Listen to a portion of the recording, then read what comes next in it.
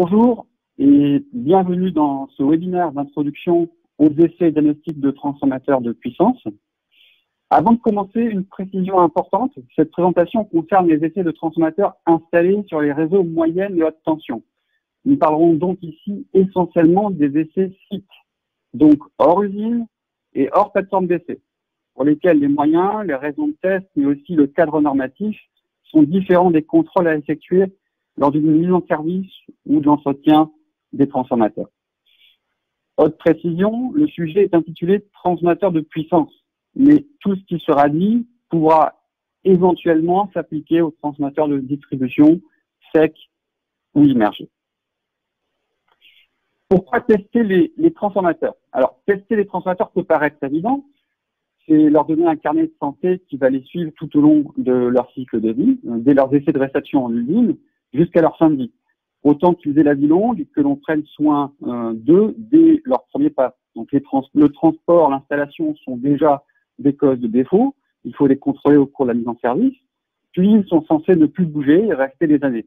Mais là encore, ils vont vieillir, se laisser gagner par l'humidité, des contaminations, ils vont subir des chocs thermiques, électriques dus à l'environnement ou des chocs mécaniques. Qu'est-ce qui peut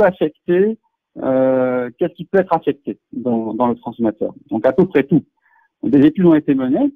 Celles-ci datent de 1983. Il y a eu des plus récentes, bien sûr, mais la technologie en soi des transformateurs a peu évolué. Cela montre que tous les organes du transformateur sont concernés. Donc il sera nécessaire de diversifier les essais afin d'être sûr de contrôler ces différents éléments et de prendre les mesures préventives adéquates. Donc c'est pourquoi on a sélectionné les tests qui nous paraissent importants pour réaliser des diagnostics suffisamment en amont pour rendre la maintenance plus efficace et diminuer les coûts généraux qu'une défaillance pourrait occasionner. Ce n'est qu'une première approche très générale. Les frontières entre les défauts détectables sont poreux, hein, c'est pas hermétique.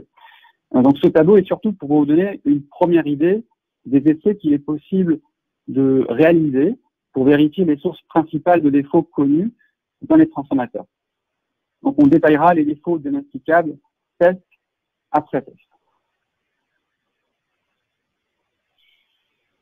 Donc notre sommaire qui va nous suivre tout au long de cette présentation, à chaque essai correspond une image, c'est à savoir le matériel qui nous sera nécessaire pour réaliser le test.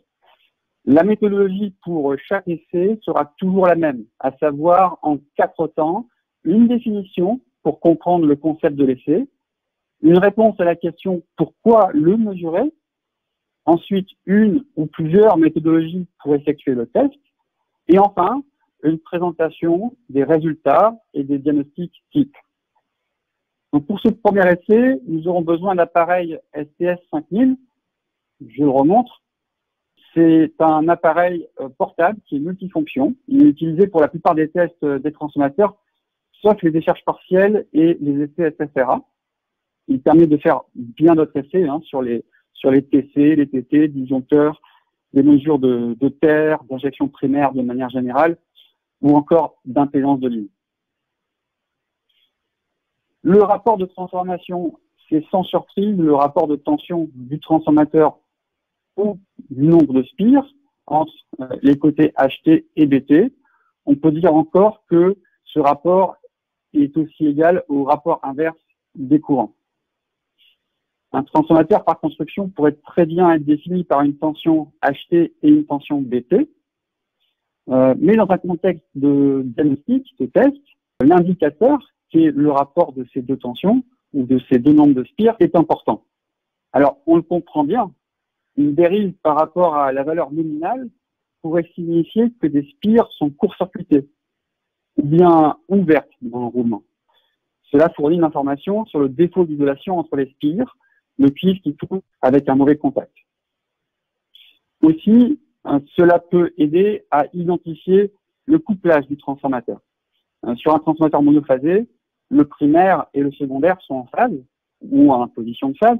Et sur un transformateur triphasé, le primaire et le secondaire pourraient être déphasés d'un angle qui dépendra des couplages choisis au primaire et au secondaire. comment le mesurer? Il y a un préalable, à savoir, on doit indiquer le type de transformateur. En gros, est-ce qu'il s'agit d'un autotransformateur ou non? Le nombre d'enroulements, 2 ou 3, le nombre de phases, monophasées, triphasées.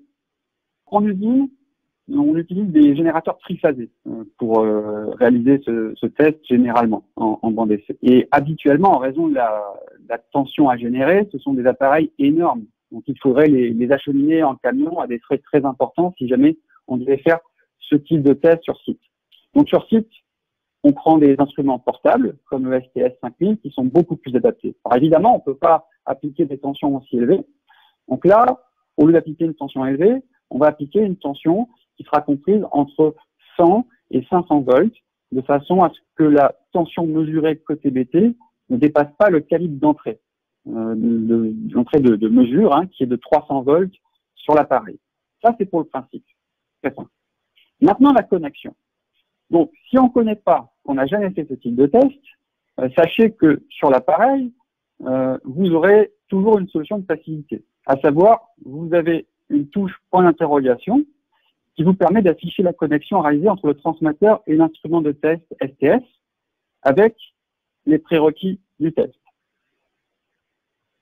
Donc là, vous avez, par exemple, une connexion en étoile-étoile où on reconnaît ici l'application de la tension entre H1 et H0 et ici, en BT, donc sur notre calibre 300 volts, la mesure de la tension. Ce rapport de transformation doit être mesuré sur toutes les phases et toutes les positions du régleur, car il faut pouvoir vérifier l'intégralité des spires du transformateur. À ce stade, vous devez vous dire que ce test peut être pénible, parce que généralement, on teste des transformateurs triphasés avec régleur. Il faut donc à chaque fois monter sur le transformateur pour changer les connexions. Heureusement, on verra plus tard qu'il existe une solution pour réduire considérablement le temps et les efforts pour le test. Donc, chaque module de test dans le logiciel se présente comme dans la fenêtre que vous voyez sur la partie gauche. Donc, que vous utilisiez le STS 5000 sur son écran ou un ordinateur à distance. Donc, pour chaque test, un seul écran. En bleu, ce sont les valeurs nominales. Donc là, on voit qu'on est sur la prise 10. On a indiqué les tensions nominales de l'appareil, son couplage, son nombre de phases. Ici, ce sont les valeurs d'essai en rouge. Donc l'appareil propose des valeurs, mais vous pouvez également les changer. Cet encart, on le verra plus tard, c'est justement la solution qui nous permet de réaliser des tests beaucoup plus simplement, mais j'en parlerai seulement plus tard. Ici, vous avez les résultats qui peuvent s'afficher avec les tensions et le rapport mesuré. Et le petit pouce vert pour dire qu'on est dans la tolérance de la mesure. Une fois que vous avez réalisé vos essais sur chacune des prises, vous pouvez exporter un Excel de manière à avoir une belle courbe qui peut montrer la linéarité. Donc, en cas de problème, vous allez avoir une prise qui ne sera pas dans l'alignement de ces points. Donc, visuellement, ce sera plus pratique pour détecter des défauts. Donc, ces résultats sont comparés aux valeurs nominales du fabricant ou aux valeurs des tests précédents afin de détecter une variation dans une mesure et donc potentiellement un problème. Pour ce qui est des rapports de transformation, on considère qu'on doit rester grosso modo dans 0,5% de changement, de variation. En commentaire général, à part la mesure du couplage, les analyses des essais sont des analyses relatives. Ça veut dire quoi? Ça veut dire qu'on va comparer un référentiel aux dernières mesures entre phases. Il nous faut un référentiel pour pouvoir mettre en évidence un défaut. Et c'est comme ça qu'on peut comprendre qu'un changement s'est produit. En conclusion, sur ce premier test, il peut servir à la mise en service et dans les tests de routine de maintenance. Bon, on a également inséré la vérification du couplage dans la présentation, même si ça ne rentre pas réellement dans les essais de diagnostic. Mais comme il s'agit d'un test simple, est utilisé pour la mise en service, nous allons l'aborder rapidement. Donc le même appareil utilisé, c'est le STS 5000. Pour revoir ce qu'est un couplage, il faut en premier préciser que c'est utilisé pour des transformateurs triphasés. Le couplage se réfère à la façon dont les enroulements de transformateurs sont connectés entre eux. Il existe 3 types de couplage dans un système triphasé: étoile, triangle et zigzag. Donc vous avez ici l'exemple de couplage entre triangle et étoile. Donc le couplage triangle a lieu quand l'entrée de chaque enroulement est connectée à la sortie d'un autre enroulement. Donc ça nous forme notre triangle, et il n'y a pas de nœud possible dans cette configuration. Alors que pour un couplage étoile, dans ce cas-là, les enroulements sont connectés en un même point, où un nœud peut éventuellement être distribué. Le couplage zigzag est beaucoup moins utilisé. Pour avoir vendu des transformateurs pendant quelques années, j'en ai rarement vu au-delà de 150 kVA, même si ça existe, mais on va plutôt les utiliser dans des cas pour limiter des déséquilibres de courant, et également dans des applications industrielles. Pour ce qui est de la notation, la lettre capitale indique la haute tension par convention. Donc D pour le triangle, Y pour l'étoile et Z pour zigzag. Quant au chiffre qui s'affiche derrière, c'est l'indice horaire par unité de 30 degrés, indiquant le déphasage entre les enroulements où l'enroulement HT est pris comme référence.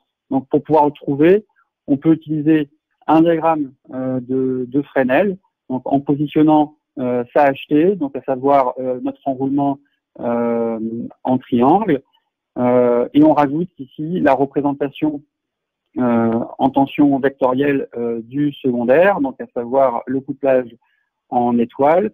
On a UAB qui est parallèle à UA, on représente les vecteurs, et le vecteur de la basse tension pointe vers notre indice horaire, qui est 11. Alors, pourquoi le vérifier? Évidemment, c'est pour s'assurer que les connexions internes entre les enroulements et les isolateurs des phases sont correctes. Le couplage du transformateur est aussi une des conditions essentielles pour le fonctionnement en parallèle des transformateurs. Donc, les indices horaires doivent être compatibles. Et enfin, c'est pour vérifier la séquence des phases. Alors, comment vérifier? Il faut réaliser 2 tests pour vérifier un couplage. 2 tests consécutifs. Et pour cela, il est nécessaire de renseigner le rapport de transformation et la présence de nœuds pour obtenir un seul couplage comme résultat. L'ordre des phases doit être connu également pour ne pas biaiser le résultat. Et comme d'habitude, à tout moment, il est possible d'appuyer sur le bouton point d'interrogation pour afficher le schéma montrant la connexion des 2 tests. Donc là, vous avez par exemple le premier schéma où on voit la connexion en HT, donc où on applique la tension sur H1, sachant que les 2 autres phases doivent être court-circuitées ensemble. Pour ce qui est de la mesure côté BT, eh bien, on aura une mesure sur X1, X2. Quant au deuxième test, ça sera une mesure sur X1, X3. Et ici, vous avez donc votre module de test. Donc toujours, ça se présente sous la forme d'un seul écran unique, où en bleu, vous avez vos valeurs nominales, en rouge, vos valeurs de mesure proposées, que vous pouvez changer si vous le souhaitez. Les mesures, donc notre test 1, notre test 2, on voit qu'on mesure 79,9 volts au primaire, 8,5 volts au secondaire, et ici que le déphasage est quasi nul parce qu'on est en 1000 degrés. Ce sont les mêmes mesures qui sont faites au secondaire, et à partir de ces 2 informations, eh bien, le logiciel vous confirme le couplage qui est ici YN 0.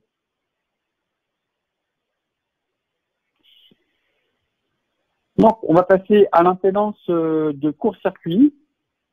Alors, l'impédance d'un transformateur a un effet majeur sur les niveaux de défaut du système. Elle détermine la valeur maximale du courant qui circulera en cas de défaut.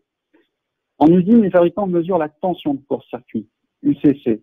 Sur site, il est plus usuel de mesurer l'impédance de court-circuit. Pourtant, il s'agit d'un certain point de vue de la même chose, quand elles sont exprimées en pourcentage. Les moyens, le cadre normatif et les raisons de test font que ces méthodologies peuvent différer.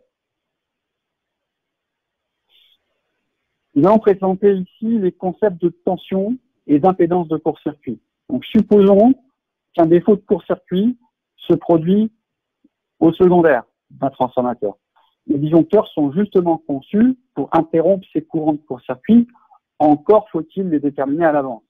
Bien sûr, ces courants peuvent atteindre des valeurs très élevées, de plusieurs milliers d'ampères, qui seraient destructeurs. Donc, il n'est pas envisageable de les mesurer. Il faut trouver une autre solution. Donc, en usine, pour les essais usines, on va court-circuiter le secondaire, mais au lieu d'appliquer une tension nominale, qui engendrerait un courant extrêmement important, on va appliquer une faible tension, qui va être augmentée jusqu'à obtenir le courant nominal. Donc, la tension que l'on mesure est appelée tension réduite de court-circuit, UCC. Et elle est usuellement notée en pourcentage par rapport à la tension nominale de l'appareil. L'UCC est donc la valeur constructive donnée par le fabricant, c'est celle qui s'affiche sur les plaques signalétiques. Et cette UCC est proportionnelle à l'impédance de court-circuit ZCC, puisqu'il ne dépend pas du courant nominal.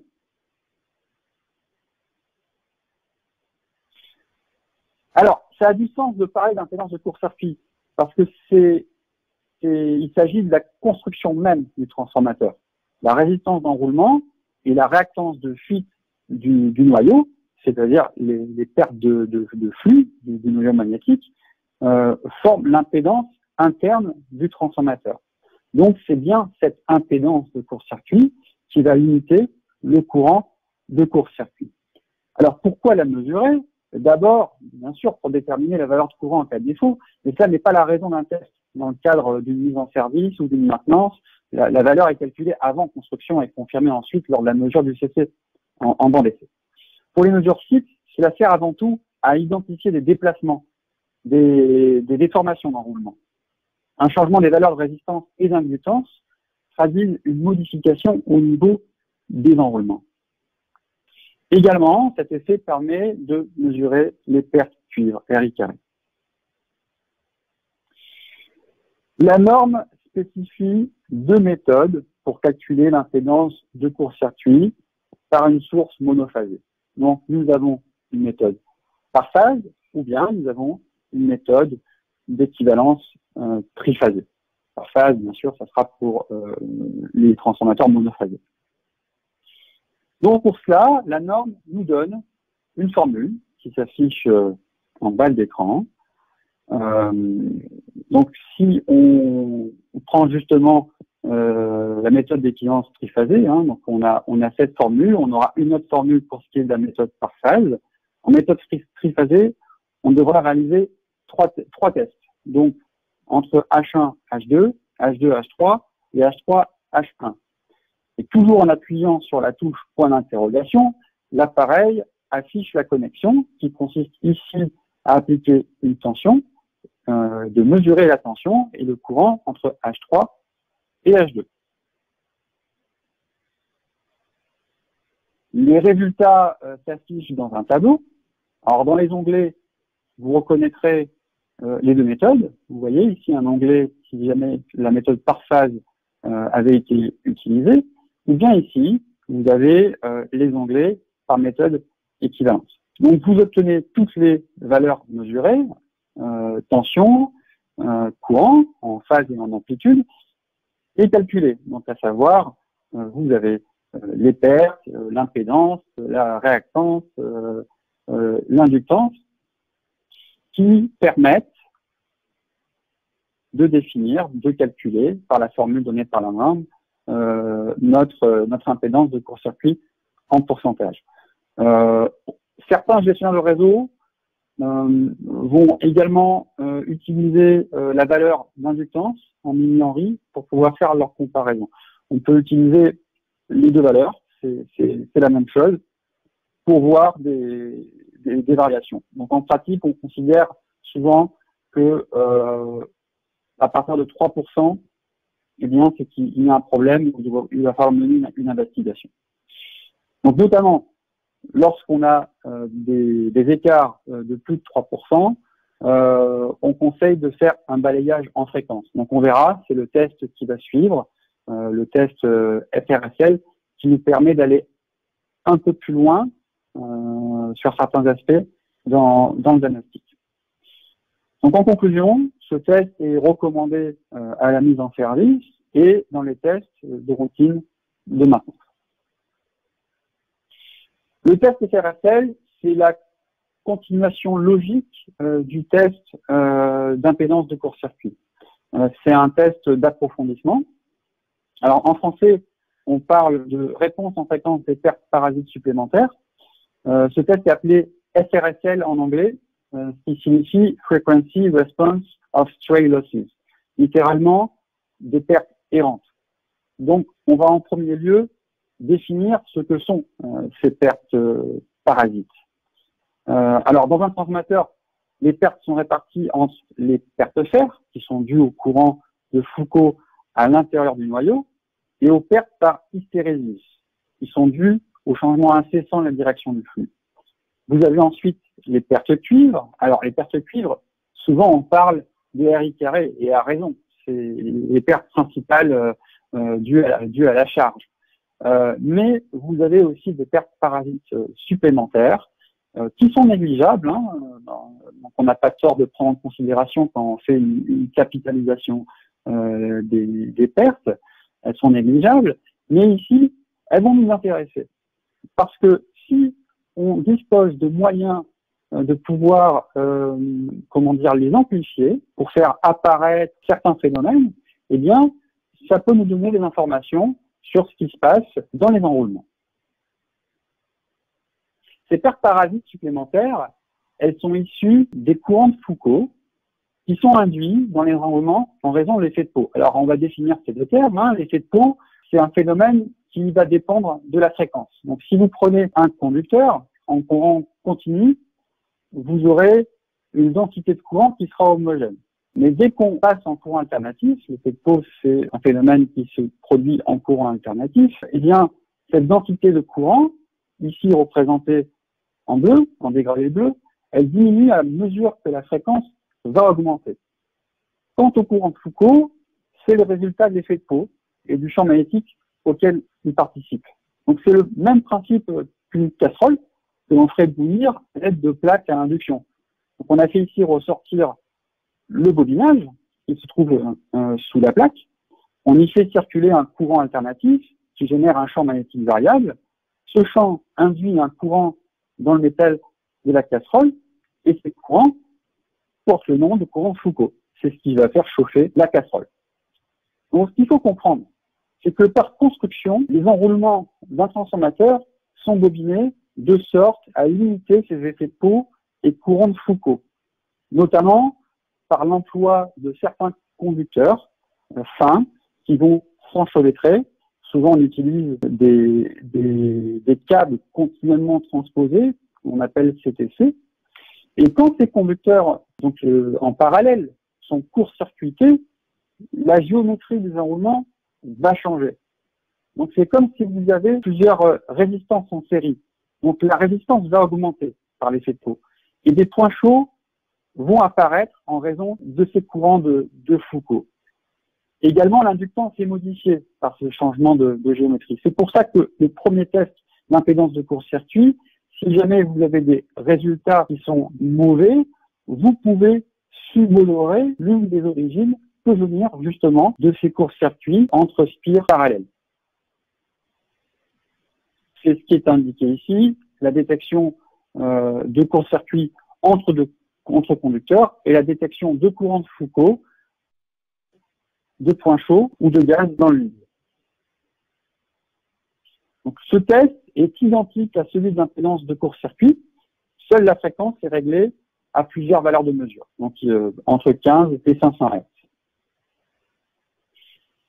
Alors, comment la mesurer? On vient de le voir à l'instant, l'ampoule vient de le signaler, mais on va quand même expliquer. On va mesurer la composante résistive de l'impédance de court-circuit en faisant varier la fréquence. Or, la résistance n'est pas censée être modifiée. On voit la résistance qui est égale à la résistivité du cuivre fois la longueur divisée par la section. lorsqu'on change la fréquence, la résistivité et la longueur ne vont pas changer. Par contre, l'effet de pau, lui, va modifier la section équivalente, qui va se réduire à mesure que cette fréquence augmente. Donc, notre résistance au travail, la résistance, on va pouvoir dire en courant alternatif, elle va augmenter. C'est ce qui est illustré ici sur ce graphique. Et cela, on comprend bien, va permettre d'amplifier le phénomène qui sera à l'origine des courants de Foucault, et ça pourra mettre en évidence ce type de problème dans les enroulements. Donc, on va réaliser le test d'impédance de court-circuit à différentes valeurs de fréquence. Donc, les résultats étaient déjà reportés dans le tableau précédent. Il s'agit exactement du même exemple qu'on vous montre ici. On a donc fait plusieurs mesures, vous voyez ici, entre 15 Hz et 500 Hz. Vous voyez que à des fréquences nominales, 50 Hz, on ne voit pas de différence flagrante apparaître. Par contre, en augmentant la fréquence, on voit que cette valeur de résistance, eh bien, elle va être différente en fonction des phases. Parce que comme tous les tests, ce sont des tests par comparaison. Donc, on va comparer en faisant chevaucher des courbes par rapport à des mesures précédentes ou alors en les comparant entre phases. Donc ici, c'est ce qu'on a fait. On a comparé entre phases. Et ça m'a mis en évidence que ces courants de Foucault augmentent la résistance des phases A et C. Donc là, vous voyez les deux points qui sont beaucoup plus hauts que sur la phase B, ce qui indique des points chauds ou des courts-circuits dans les conducteurs en parallèle. Donc en conclusion, ce test peut être recommandé à la mise en service pour créer une référence de courbe ou alors pour un diagnostic plus approfondi en cas de valeur d'inductance de fuite ou d'impédance qui dérive. Ça peut être couplé également avec des analyses de gaz dissous. Donc si on a des gaz dissous, eh bien pour pouvoir vérifier d'où vient le problème, on peut réaliser ce test pour s'en assurer. Je vais vous proposer un premier quiz sur cette partie-là. Donc je vais le lancer. Donc la question c'est sur quelle prise d'un transformateur avec régleur faudrait-il réaliser le test de rapport de transformation. Donc vous avez la réponse A qui est sur la première et la dernière prise, la réponse B qui est sur toutes les prises, et enfin le dernier choix qui est uniquement sur la prise nominale.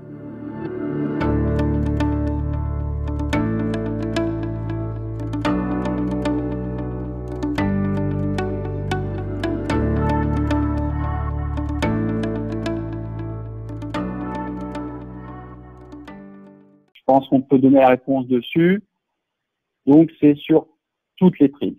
Il vaudrait mieux réaliser le test sur toutes les prises de manière à pouvoir s'assurer qu'il n'y ait pas de défaut, quelle que soit la prise utilisée, quelle que soit sur toutes les spires complètes. Alors, c'est vrai qu'on pourrait faire les tests sur première, dernière pour avoir l'ensemble des prises, mais le jour où vous avez un défaut, si vous n'avez pas de référentiel, vous ne pourrez pas l'identifier. C'est pourquoi il vaut mieux faire ces essais sur l'ensemble des prises du régleur en charge. Les résistances.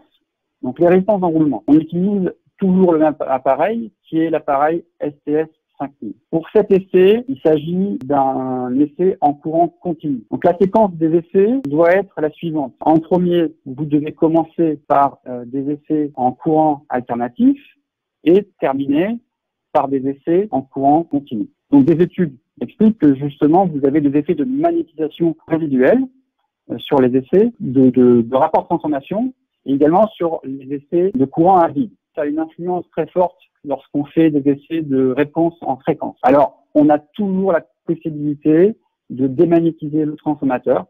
Pour cela, on a un module additionnel au STS 5000 qui permet de le faire. Mais dans tous les cas, il vaut mieux faire les essais en courant alternatif, puis les essais en courant continu. Pour définir les résistances d'enroulement, en premier, disons que l'enroulement de transformateur est composé d'une inductance et d'une résistance. Et cette résistance, pour être mesurée, elle nécessite une source de courant continu extrêmement stable.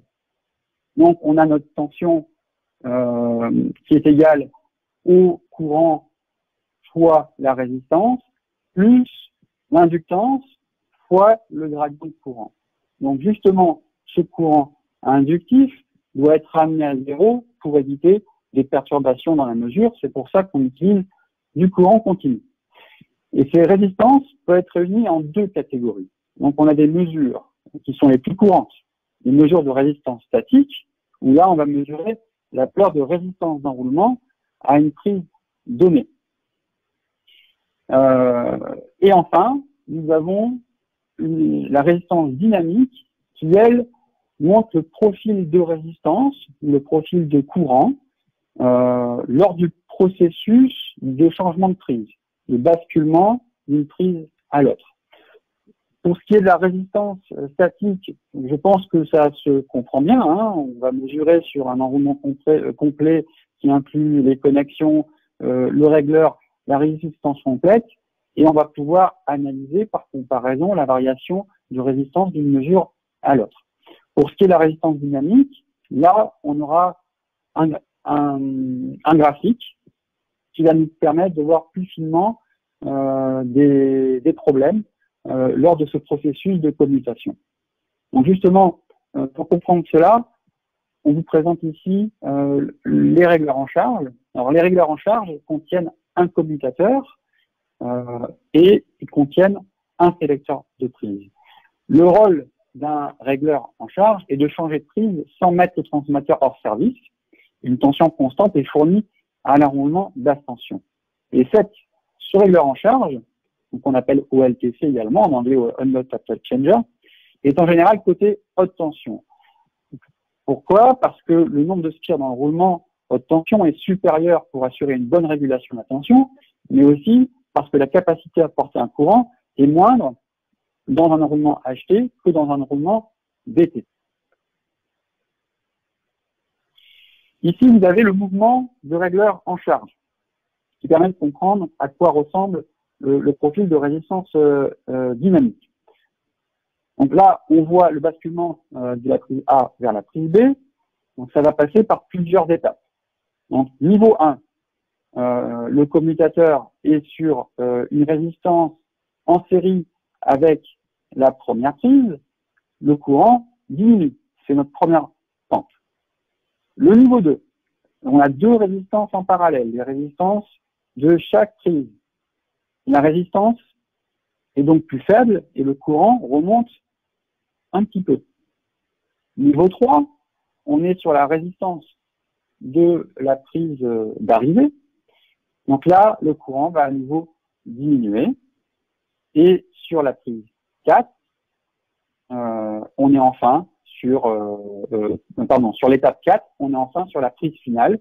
Donc le courant va se stabiliser vers la valeur correspondant à la nouvelle prise.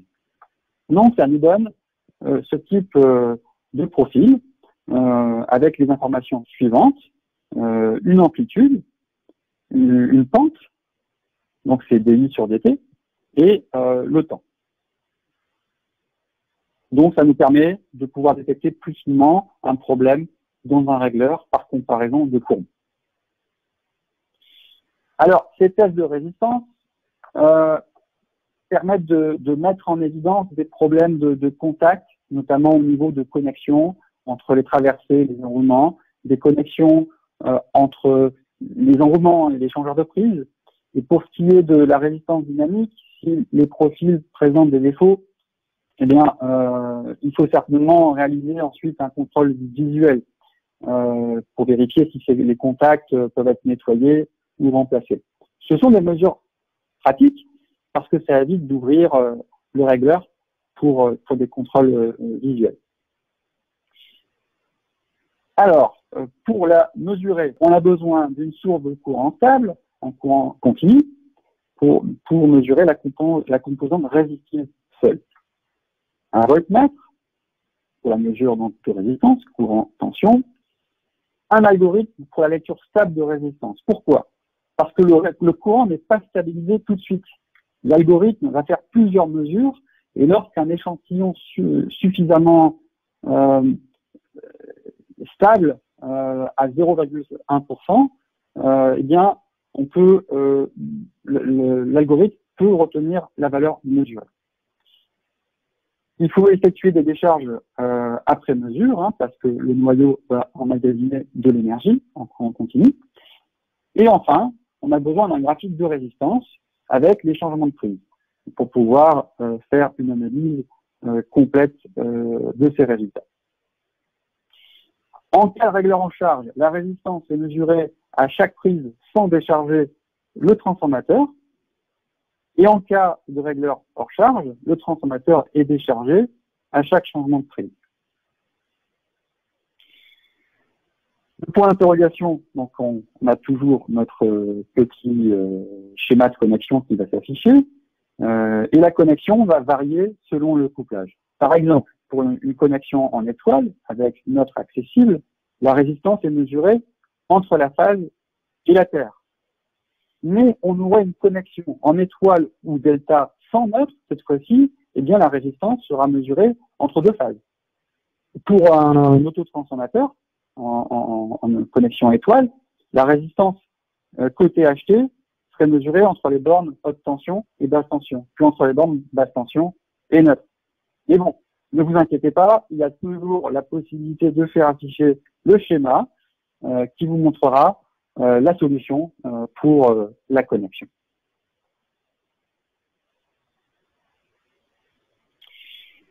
Donc les résultats peuvent se consulter dans des tableaux de valeurs ou bien dans les graphiques. Les valeurs sont comparées au référentiel, donc les valeurs nominales, les dernières essais, les comparaisons entre phases, et ces résultats ne doivent pas différer de plus de 1% des mesures de référence. Donc là, vous avez également l'exemple pour des résistances dynamiques où on a comparé entre phases ABC. Donc ces tests sont recommandés à la mise en service et également dans les tests de routine de maintenance. On a vu déjà beaucoup d'effets et vous pouvez constater que si nous devons réaliser des rapports de transformation, des mesures d'impédance, de court-circuit, de résistance sur toutes les prises du transformateur, cela peut prendre énormément de temps. Alors heureusement, il existe des boîtiers automatiques, et voici, qui permettent de rendre ces effets automatiques en une opération, sans déconnexion et sans reconnexion. On en a deux, le SPCS et le SPCS+. La différence est que le SPCS+ peut démagnétiser le transformateur avant une mise en service ou après un essai en courant continu. Donc, avec ce petit boîtier, vous êtes capable de faire tous ces essais, on pourra en rajouter d'autres, hein, c'est pas seulement cela, en un seul câblage. On pourrait par exemple rajouter les essais de courant de magnétisation qu'on n'a pas inclus dans la présentation, mais c'est tout à fait possible de les rajouter et de les faire automatiquement. On va voir maintenant un petit exemple de test pour voir un peu comment ça se présente. Donc on a notre fenêtre de démarrage de l'appareil. Donc là c'est vraiment sur l'écran de l'appareil, hein, avec les différents modules de test. Donc vous voyez, c'est un appareil qui peut tester différents types d'appareils, dont les transformateurs de puissance. Donc ici on va sélectionner transformateur de puissance. Le prochain écran, vous avez ici l'entête et les valeurs assignées. Donc, on va appuyer sur ce bouton pour pouvoir renseigner les valeurs nominales de l'appareil. C'est pas obligatoire, mais c'est conseillé parce que si vous voulez avoir un beau rapport avec les pouces verts, les pouces rouges, pour vous indiquer que vous êtes dans les tolérances ou pas, eh bien, c'est pratique, surtout si vous êtes prestataire et que vous devez rendre des rapports bien faits pour vos clients. Donc ici, vous avez une puissance, la puissance assignée, vous avez les tensions, vous avez l'UCC, éventuellement vous pouvez renseigner les valeurs de capacité et de tangente delta, on verra le test après, et vous voyez que vous pouvez renseigner les valeurs pour les enroulements, les traversées, régleurs, L'huile, on n'est pas obligé de tout remplir, mais encore une fois, c'est en fonction des tests que vous allez faire et pour avoir à la fin une évaluation automatique. Ici, vous avez la description classique, le poste, la travée, et enfin, dans le dernier onglet, donc la 3 onglets, hein, valeur assignée, description et tolérance, les tolères. Une fois cette première étape terminée, vous passez à vos tests. Donc les tests, vous les avez au complet ici, donc à savoir des mesures manuelles. Alors mesures manuelles, vous décidez des sorties et des entrées. Le rapport, c'est le rapport de transformation. Résistance d'enroulement, c'est quand vous n'avez pas le module STCS, c'est résistance d'enroulement sans ce module.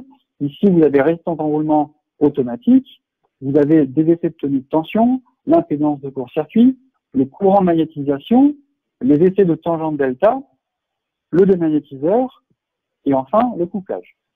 Donc, vous avez simplement à sélectionner et ces tests vont s'afficher ici dans le plan d'essai. Et une fois que vous aurez réalisé ces essais, vous aurez ici le pouce vert, le pouce rouge qui va s'indiquer, qui va s'afficher pour vous dire de manière générale si le test s'est bien passé. Si c'est mal passé, vous pouvez, enfin même si c'est bien passé, vous pouvez très bien cliquer sur votre test dans le plan d'essai pour voir tous les détails. Une fois que vous avez défini votre plan de test, on va rentrer dans un des tests pour indiquer que l'on utilise le STCS. Donc, c'est ce qu'on a vu tout à l'heure, justement pour le rapport de prise. On a à cocher la case STCS, indiquer qu'on a un régleur en charge, on indique notre ordre de phase, on indique quelle est notre prise actuelle et les tests, de quelle prise, vers quelle prise on souhaite les faire en montée et en descente.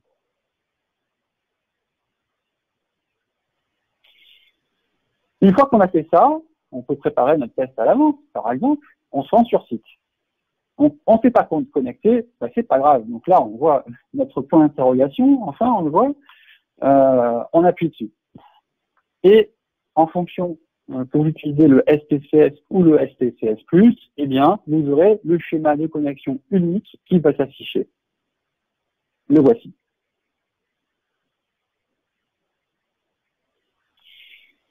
Et là, vous pouvez lancer de façon automatique le test en appuyant sur Start. Donc la sortie est lentement augmentée à la valeur de test programmée.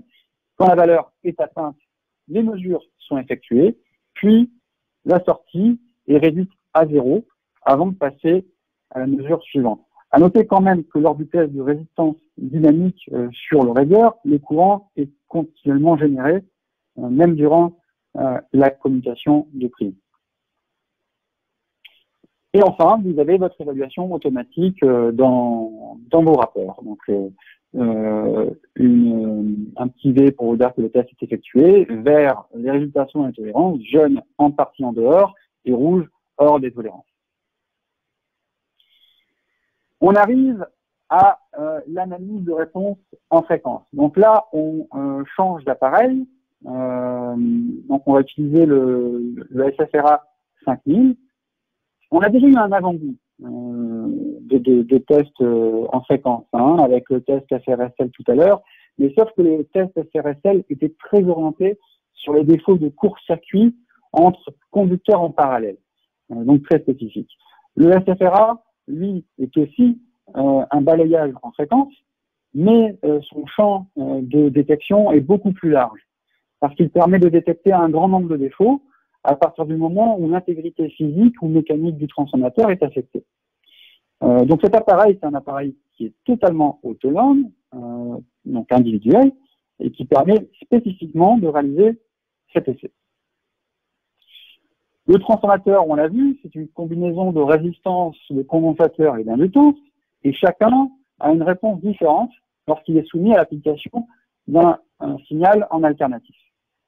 La réponse de chacun est liée à la géométrie interne du transformateur. Donc ça, c'est des notions qu'on a déjà vues. Ici, on va avoir une tension, une faible tension, qu'on va appliquer au niveau d'un enroulement. Donc, c'est une tension qu'on va dire émettrice, et on va recevoir une tension finale qui va former un ratio. Donc, c'est pour ça que quand on fait cette mesure, on parle de réponse en décibels, puisque c'est un ratio entre ce qui est émis et ce qui est reçu, un peu comme un son. Donc, c'est ce qui était écrit ici, l'analyse de réponse en fréquence, qui est souvent abrégée SRA ou SFRA, Sweep Frequency Response Analysis, est une technique consistant à appliquer une faible tension sinusoïdale, donc 1 phare à 10 volts, sur un enroulement, et de mesurer la réponse en faisant varier la fréquence. Par exemple, de 5 Hz, 45 MHz, on n'a pas besoin d'aller aussi haut. Donc, cette méthode donne une empreinte, une signature, sous la forme d'une courbe caractéristique en fréquence qui représente la disposition mécanique de l'appareil mesuré. Et toute modification ultérieure de cette empreinte signifie qu'un déplacement ou une déformation géométrique s'est produite. Alors, cette analyse peut typiquement être réalisée lors du processus de fabrication, avant et après le transport du transformateur, surtout s'il y a eu des chocs, lorsqu'un défaut de court-circuit s'est produit, ou encore avant et après une réparation. Donc là, un graphique typique d'amplitude, etc. Alors, ça permet de détecter beaucoup de choses, finalement, le SFRA. Donc, à partir du moment où la physique a été modifiée, on peut le détecter. Donc, ça va être quoi? Ça va être des déformations du noyau, des défauts de mise à la terre de la cuve ou du noyau, des connexions à la terre supplémentaires, noyau magnétisé, si jamais on n'a pas démagnétisé à la base, des défauts d'enroulement, des déformations radiales, des enroulements desserrés, des spires court-circuitées, des circuits ouverts, des fils de conducteurs rompus, des défauts de support de structure et des défauts de connexion de régleur en charge. Alors, selon la norme I3E, au moins 3 mesures doivent être faites. Bon, là, on vous en propose 3, mais il y en a beaucoup d'autres.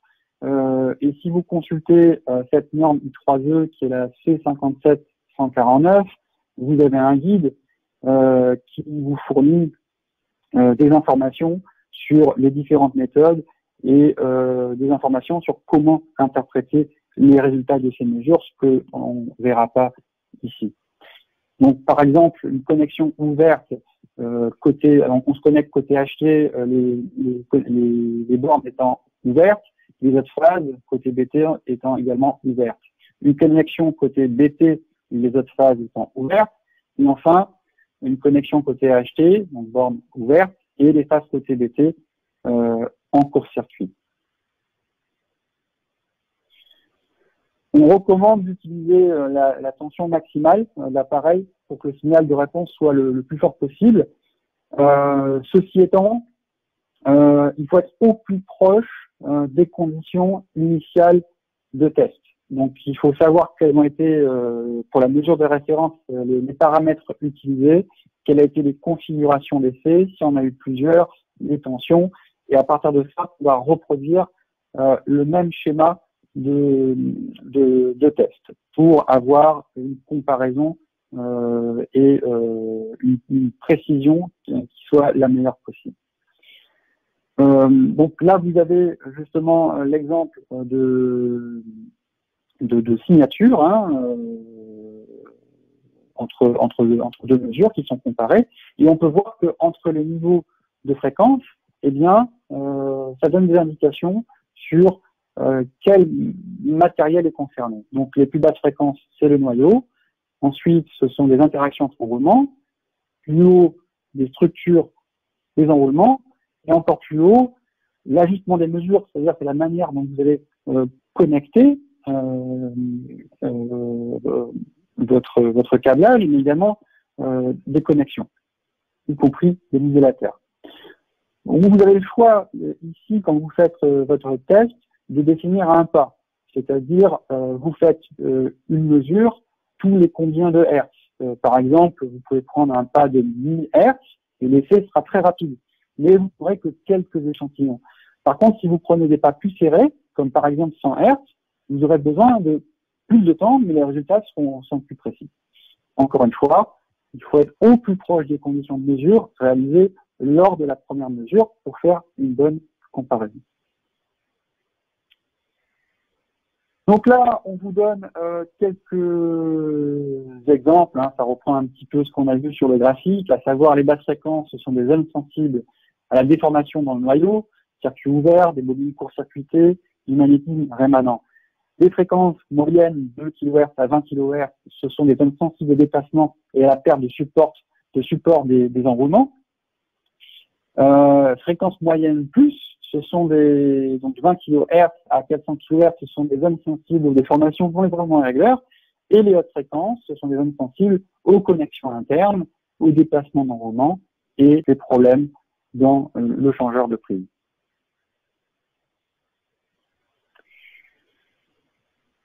Donc, on va vous poser une petite question. Dans quel ordre réaliser des essais? Courant alternatif puis courant continu, ou bien courant continu puis courant alternatif, et enfin, il faut réaliser le rapport de transformation en premier.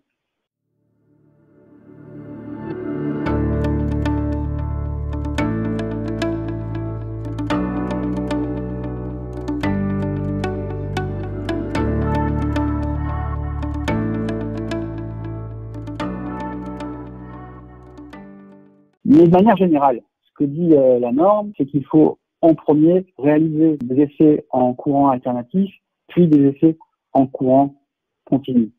Donc c'est plutôt l'ordre général à suivre.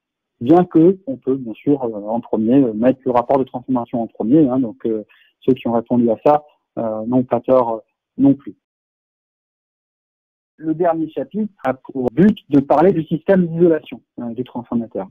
Et pour nous, il y a deux tests qui nous paraissent majeurs, à savoir la tangente delta et la décharge partielle. Ces deux tests sont complémentaires. Ils visent à porter un diagnostic sur l'état du système d'isolation d'un équipement électrique de moyenne ou de haute tension, quel qu'il soit. Ce n'est pas uniquement réservé aux transformateurs. Donc ça peut être intéressant parce que ce qu'on va dire ici, on peut l'extrapoler dans une certaine mesure à d'autres types d'équipements électriques. Ce sont donc des tests qui sont utiles pour vérifier le vieillissement et la déformation mécanique des systèmes d'isolation. Et dans un transformateur, il est très complexe. On a du papier, on a du presse-bord, on a l'huile, on peut avoir du gaz. Donc c'est tout ça qu'on va vérifier. Et ce qui est dans un transformateur va pouvoir se dégrader le plus rapidement. Donc ces tests sont typiquement utilisés dans le cadre des programmes d'extension de vie de ces actifs, mais également pour des vérifications à la suite d'un choc. Si on a une surtension, par exemple, ou bien pour point zéro. Parce qu'encore une fois, ça échappe pas à la règle, ce sont des essais de comparaison. On va comparer des dérives dans le temps. Même si une première mesure peut nous donner un certain nombre d'informations, c'est surtout les comparaisons qui vont pouvoir nous dire si on est en train de partir vers une dérive inquiétante. Donc la tangente delta, c'est un gros morceau qu'on a déjà traité en 2 webinaires par mon collègue Andrei Setchik en anglais. Les supports et les vidéos sont disponibles sur notre site dans la section webinaire. Donc pour ceux qui sont intéressés par ces mesures-là, je les encourage vivement à pouvoir les revisionner. Parce qu'ici, on n'aura qu'une dizaine de diapositives, donc c'est beaucoup plus succinct, et une quinzaine de minutes pour vous présenter chacun de ces tests. Donc ici, on aura besoin soit de l'appareil STS avec un module complémentaire, le TD5000, qui est un amplificateur de tension. Ce sont des mesures qui sont faites en courant alternatif où on a besoin d'appliquer des tensions élevées. Ou le TDX5000, qui est la même chose que le STS1PIS puis TD5000, c'est simplement que c'est un appareil indépendant. Mais c'est le même logiciel, c'est exactement pareil. C'est exactement pareil, c'est juste que ça se présente sous une forme différente. Avant de définir la tangente delta, nous allons commencer par définir ce qu'est une capacité. Pour cela, on va imaginer un cas simple, 2 plaques conductrices séparées par un isolant, le diélectrique. Et le transformateur justement, peut être identifié au travers de ces deux plaques. Par exemple, on peut dire que l'enroulement HT et BT correspond à ces deux plaques. Ou on peut dire que la plaque supérieure, c'est la HT, la plaque inférieure, c'est la terre. Ou bien la BT et la terre.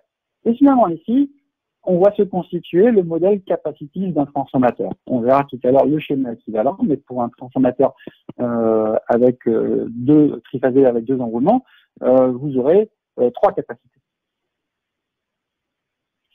Donc en somme, dès que vous retrouvez deux potentiels électriques différents et un diélectrique isolant entre deux, nous avons une capacité capable de tenir une charge électrique. Donc voici la formule de capacité pour des plaques parallèles. Donc il en existe beaucoup d'autres de types de capacité, mais ici, par souci de simplification, on va utiliser ce modèle simple. Et cette capacité, elle est exprimée en farad, et c'est une caractéristique de construction. Donc c'est une valeur qui doit rester stable. Donc dans cette configuration géométrique, elle est égale à la permittivité absolue du diélectrique par l'aire de chevauchement sur la distance entre les deux plaques. Maintenant, si on imagine que cette valeur lors d'une mesure est modifiée, là on peut déjà regarder que c'est intéressant. Ça nous donne des informations. Par exemple, une modification de la permittivité, là, ça va signifier que le diélectrique a changé ses propriétés. Donc on a un problème potentiel avec l'isolation. Par contre, si c'est A ou D, on se rappelle ici la plaque, donc l'aire et la distance. Si c'est A ou D qui ont changé, on aura des problèmes avec la géométrie interne. Donc quelque chose de physique s'est déplacé. Voilà, on a une déformation mécanique. Mais également, ça peut être une somme de l'ensemble. Donc des problèmes d'isolation et de géométrie. Dans une capacité, le courant et la tension sont décalés de 90 degrés. C'est la définition du condensateur idéal. Le courant est en avance de 90 degrés sur la tension.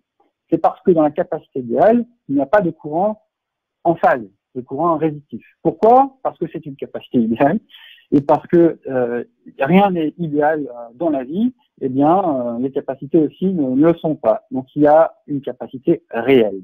C'est comme ça qu'on peut introduire la tangente delta. Parce que la tangente delta, c'est un indicateur sans unité qui va justement quantifier le rapport entre cette capacité réelle et la capacité idéale. Donc ici, on a le modèle capacitif. Dans le cas idéal, le courant a un quart de cadran d'avance sur la tension. Mais dans le cas réel, il existe un courant résistif, très faible, mais qui existe. Et dans les tests, vous avez remarqué, on traque ce qui est petit. On est à la recherche de symptômes révélateurs de la dégradation de l'état des transformateurs. Donc le courant total, ici, c'est la somme vectorielle de ces deux courants, le courant capacitif et le courant résistif, qu'on a volontairement exagéré parce qu'en réalité, ce courant est très petit. Il doit s'arrêter ici et ce vecteur de courant total est quasiment parallèle au vecteur de courant capacitif.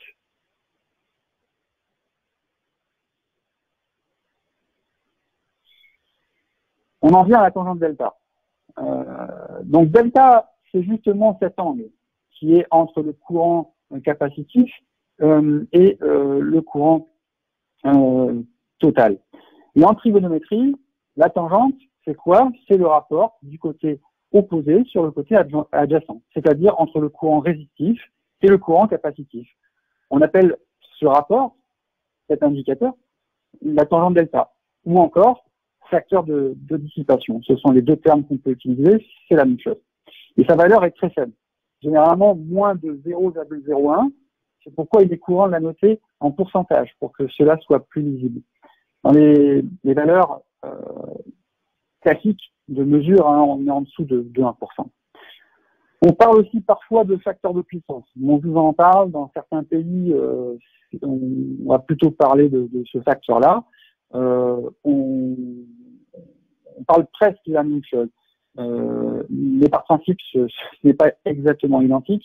parce que le facteur de puissance, c'est le rapport du courant résistif sur le courant total. Mais comme le courant total se confond quasiment avec le courant capacitif, lorsqu'on a des angles qui sont inférieurs à 10 degrés, dans une mesure, on tombe sur la même valeur. Donc on a l'impression que c'est la même chose.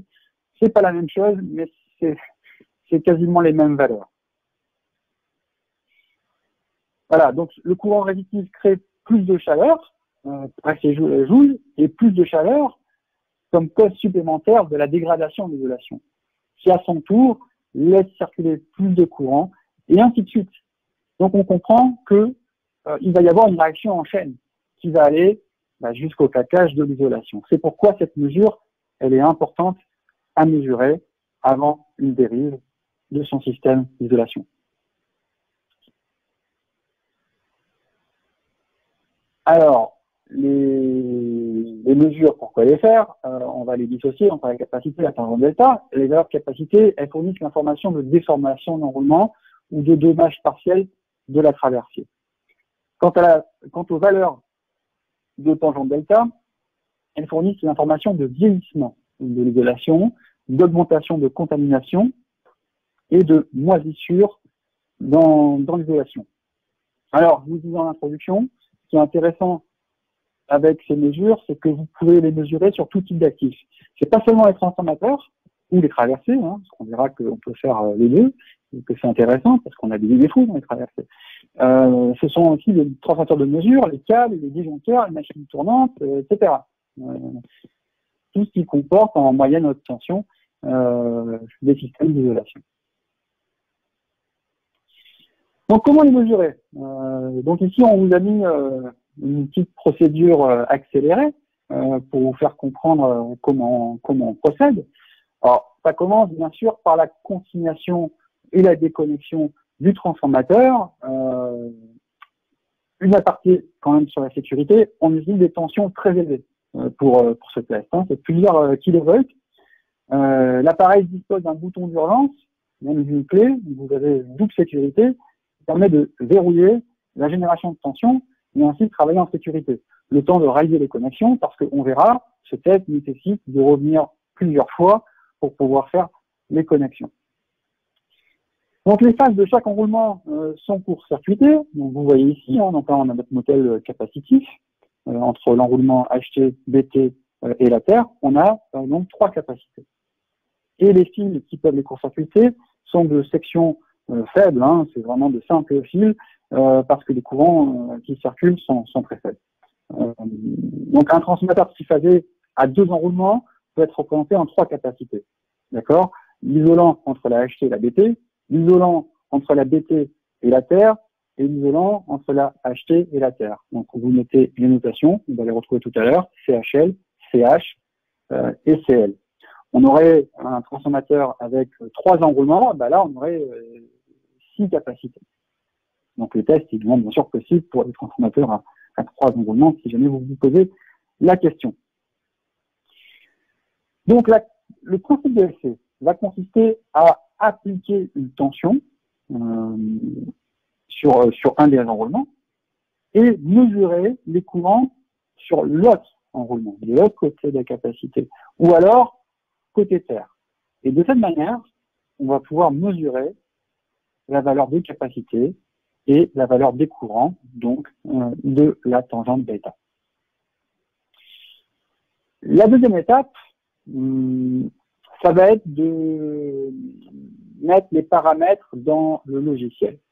Donc vous avez vos valeurs nominales, c'est facultatif, vous n'avez pas besoin de les renseigner.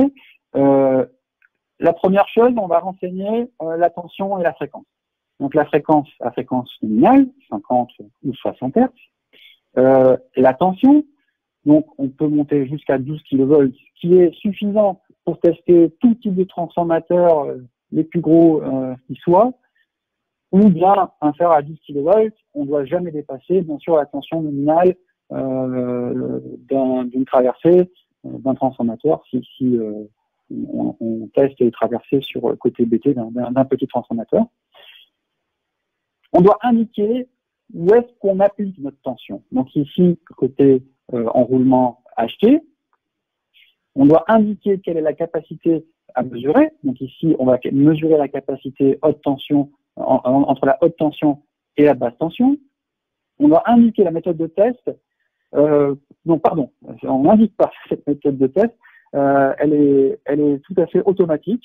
On n'a pas le temps d'aborder ici en détail ce que ça signifie, UST, UST, GST. Je vais quand même vous en dire deux mots. Ce sont des terminologies standards, des terminologies des standards, qui spécifient les modes de test.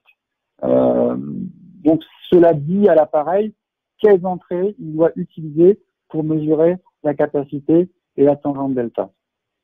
Mais si vous voulez en savoir plus, encore une fois, je vous encourage à revisionner la présentation faite par Andrei Ševčík sur les mesures de tangente delta que vous trouverez sur notre site web à la page webinaire.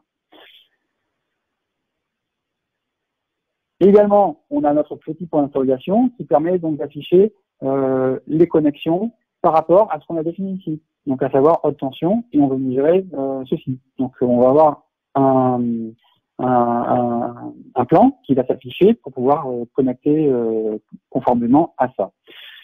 Je n'ai pas parlé aussi, mais on a des coefficients de compensation de température. Ça, c'est valable pour différents tests. Vous pouvez toujours indiquer la température actuelle de manière à ce que une compensation en température soit faite sur l'ensemble de vos résultats. Donc là, on voit le plan s'afficher. Donc, on va appliquer notre tension. Et ici, vous voyez ce qu'on peut mesurer. On peut mesurer soit par la terre le courant, ici, ou alors on peut mesurer le courant entre CHL et CL. On aurait pu également encore mesurer, par exemple, en se connectant ici, la somme de CHL et CL. Par contre, on ne peut pas mesurer CL. Si on veut mesurer CL, eh bien, on est obligé de déconnecter et reconnecter de l'autre côté.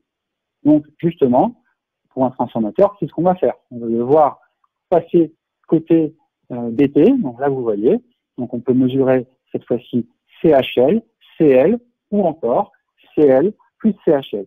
En petite astuce, si vous voulez vérifier la haute précision de l'appareil, eh bien, ce que vous pouvez faire, c'est que vous pouvez mesurer CHL des deux côtés. CHL, ça peut se mesurer des deux côtés. Donc, ça vous permet de vérifier que votre mesure est correcte et que l'appareil a bien une haute précision. Maintenant, vous pouvez mesurer les traversées. Alors, sur les traversées, la tension est appliquée au conducteur principal et l'on mesure le courant sur la prise de mesure. S'il n'y a pas de prise de mesure, ce qui arrive quand même régulièrement sur les traversées au secondaire, il y a une solution qui est d'utiliser une sangle conductrice, ici, que l'on appelle haute polar. Donc, vous avez un côté noir conducteur que l'on enserre autour de la porcelaine. Il faut bien veiller à nettoyer la porcelaine avant de la poser pour que la surface soit la plus lisse possible. Autrement, cela crée un courant qui va biaiser vos mesures. Voici l'exemple d'un rapport d'un transformateur. Alors, ce transformateur, pour le coup, il a un primaire, un secondaire et un tertiaire. Mais ici, on vous montre seulement CH et CHL. Donc, CH, c'est la capacité entre la haute tension et la terre, et CHL, c'est la capacité entre la haute tension et la basse tension. Les valeurs mesurées et calculées sont indiquées ici dans cette ligne. Donc, ce qu'on va faire, on va générer 10 kV. On va mesurer le courant total en sortie, la fréquence de l'essai, la capacité, donc ici qui est en nanofarad, qui est dans l'ordre de grandeur d'un transformateur de puissance. On va mesurer la valeur de tangente delta, donc qui est de 0,22%, donc on est des valeurs très faibles, donc les résultats sont plus que corrects. Le facteur de qualité, c'est l'inverse de la valeur absolue de la tangente delta, donc on a beaucoup d'informations, mais l'essentiel, ce sont vraiment ces deux valeurs. Si vous voulez avoir des informations sur comment calculer les pertes, la résistance parallèle, tout ce qui s'affiche ici, encore une fois, notre formation sur les mesures de tangente delta, qui est justement appliquée au transformateur, détaille toutes ces informations.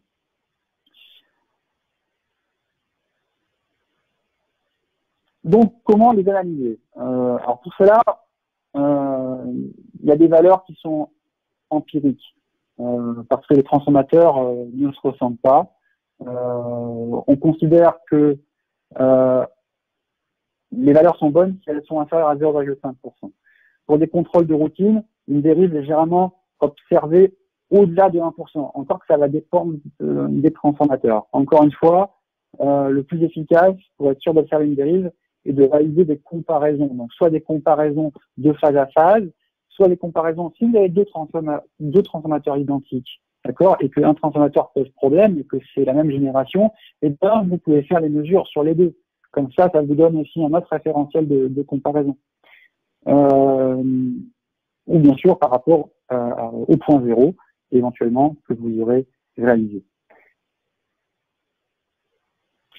Ici, on vous a mis un petit tableau, justement, pour vous montrer quelques valeurs types de capacité et de tangente delta. Maintenant, si vous constatez des valeurs élevées, on peut passer à un essai supplémentaire, qui est un balayage en fréquence. On va voir tout de suite ici. Donc là, un autre exemple qui est également développé, qui est beaucoup plus développé que je vais le faire ici dans l'autre présentation spécifique à la tangente delta. Donc, on réalise un balayage en fréquence. Vous voyez, 20, 35, 50, jusqu'à 400 Hz. Alors, qu'est-ce qu'on observe? En premier lieu, on observe que la capacité ne change pas, ce qui est normal. Elle est une valeur de construction, elle ne dépend ni de la tension, ni de la fréquence. Ce qui nous intéresse ici, c'est la variation de la valeur de tangente delta. Parce qu'à la base, certainement, on a fait un test, on a vu une tangente delta qui était élevée. Donc, on a poussé le test pour faire des tests en balayage en fréquence. Parce que vous allez voir que ça nous donne un peu plus d'informations. Ces valeurs, en fait, elles permettent de réaliser des analyses sur la pénétration de l'unité dans l'isolation. C'est ce que vous voyez ici. C'est cette courbe qui nous dit ça.